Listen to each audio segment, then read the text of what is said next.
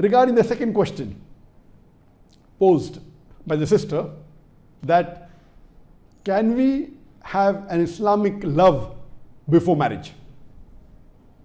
Regarding the love before marriage that we have nowadays in the modern society, in the Western society, but natural, it is haram. There is no LBW.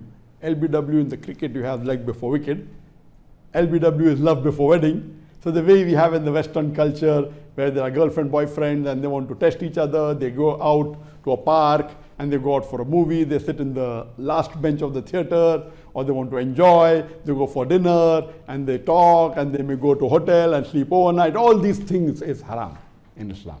Yes, you can, while selecting a life partner, have interview along with the mahram. If a boy is going to look at a girl, then maybe the boy's sister is there, or the girl's father is there, along with the mahram. But natural, you can ask questions, you can interview for a few minutes, for half an hour, for 1 hour. There is no limit. You can have 1 meeting, 2 meetings, no problem to understand, because you want to spend the full life with the girl and the girl with the boy. But going out alone and being in seclusion, the shaitan is there. The Prophet said that if there are 2 mahram alone, the third person is the devil. So in the Islamic way, yes, you can interview, but the love before marriage, what we have in the normal sense in the Western world, it is prohibited. Islamic way, yes, you can have. For example, you may know, the girl may know of a boy who's Islamic, who's very religious, who has high taqwa, who prays 5 times salah in the mosque, and is a da'i, and the girl may want to have a good life partner.